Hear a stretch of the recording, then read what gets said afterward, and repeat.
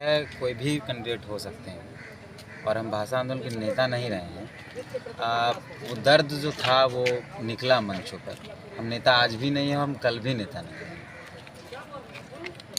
बैरमो विधानसभा को कैसे देख रहे हैं? वहाँ बड़े नेता खड़े हैं, 5 बार के पूर्व सांसद रहे हैं रविंद्र कुमार पांडे, और लगातार कांग्रेस के विधायक रहे हैं जयमंगल जी के पिताजी, और वो भी अभी निवर्तमान विधायक। कैसे इसको चुनौती को ये तमाम जो लोग आए हैं, हम किसी का नाम नहीं लेना चाहते हैं, लेकिन तमाम जो आपको मूलतः 3 प्रत्याशी जो हैं मेरे अलावा, वो तमाम लोग किसी न किसी रीजन के साथ आए हैं। मेरा विज़न है, हम विज़न के साथ हैं। एक का रीज़न है कि वो पिता की विरासत को बचाएंगे, एक का रीज़न है कि वो अपनी संपत्ति बचाएंगे, और तीसरे का रीज़न है कि वो अपनी बची साख बचा ले। लोकसभा में जो साख खत्म हुई वो बची साख बचा ले। हम विज़न के, मैं जो आया हूँ, मेरे समर्थक जो आए हैं, वो विज़न के साथ आए हैं। हमारा ये विज़न है कि बैरमो हम छोड़े थे। आज से 10 साल पहले हम बैरमो से रांची गए पढ़ने के लिए, और बहुत टिस और बहुत पीड़ा के साथ गए थे। मेरे पिताजी बहुत मुश्किल से भेजे थे, क्योंकि आर्थिक रूप पे बहुत सक्षम नहीं थे, लेकिन थे कि बच्चे को पढ़ा लिया जाए। वो दर्द आज भी जिंदा है, और अगर हमको मौका मिला प्रतिनिधित्व करने का, तो 3 साल के अंदर बैरमो को शिक्षा का हब बनाएंगे। और ऐसा नहीं है कि शिक्षा का हब बनने के बाद महंगी शिक्षा होगी, बहुत कम और किफ़ायती दरों में यहाँ शिक्षा मिलेगी। और जो शिक्षा रांची और देश के बड़े बड़े राज्यों में मिलता है, वो शिक्षा हम लोग कोशिश करेंगे कि हम दिला पाएँ, और दिला नहीं पाएँ बाकायदा हम इसको वादा कर रहे हैं।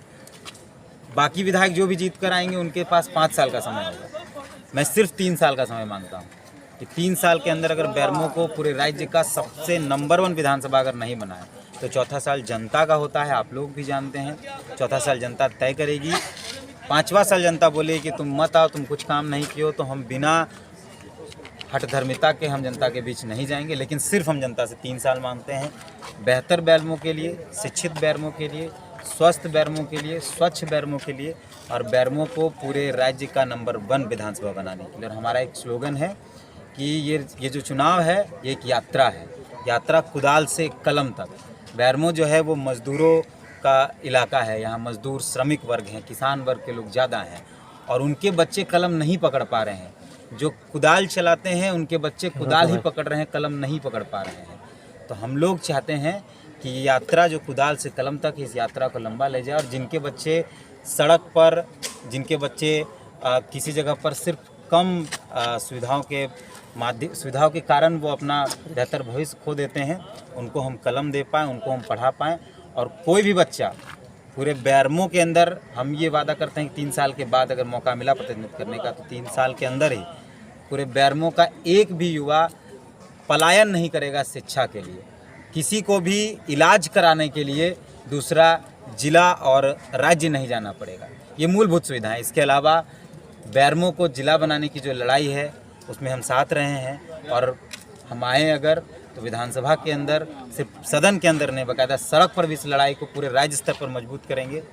जेनामड़ को अनुमंडल बनाने की लड़ाई है, इस लड़ाई को भी हम मजबूत करेंगे। लेकिन सबसे मूलभूत जो चीज़ें हैं, शिक्षा, स्वास्थ्य और रोजगार, सबसे पहले काम हम इस पर करेंगे, और सिर्फ 3 साल का समय जनता के लिए जनता से मांग। आप जिस पार्टी में थे, वो पार्टी कल नॉमिनेशन करा, उसके साथ हजारों की संख्या में लोग आए हुए थे, और आप मात्र 5 आए हुए, तो कैसे देखते हैं इस भीड़ को?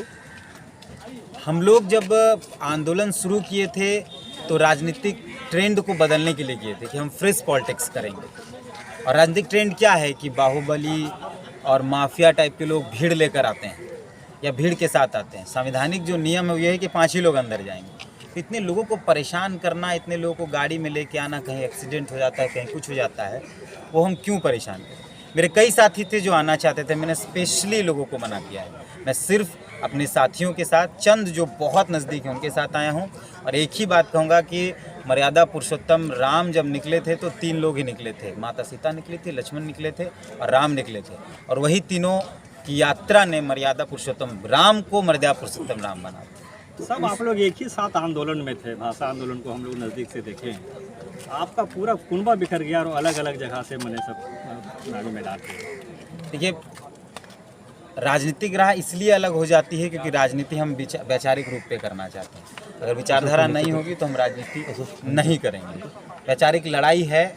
हम जनता को झूठ बोलकर, जनता को द्विमत करके, भावनाओं में डुबाकर हम जनता से वोट नहीं मांग रहे हैं। जरा माँ तो भावनाओं से खेल रहे हैं क्या? अब वो जिस तरीके की बातचीत कर रहे हैं मंचों से, जिस तरीके की आपने कल उनका भाषण सुना, उन्होंने एक बार भी यह बात नहीं कही कि बेरमो के विकास को कैसे बढ़ाएंगे, उसकी गति को। एक बार भी उन्होंने इसकी बुराई की, उसकी बुराई की, इसको वोट दीजिए, उसको मत दीजिए, लेकिन एक बार भी जयराम ने विज़न की बात नहीं की। हम बार बार कह रहे हैं कि लोकसभा हो या विधानसभा हो, जब तक विज़न नहीं होगा नेता को नेता मानना नहीं चाहिए। विधानसभा में या लोकसभा में भेजना नहीं चाहिए। तमाम जो लोग आएंगे वो अपने पिता के विरासत की बात करेंगे, कोई अपने 10 साल का काम, 15 साल, 20 साल का काम गिना रहे हैं। आगे क्या है उसका किसी के पास कोई विज़न नहीं है, सब विज़नलेस है। Thank you.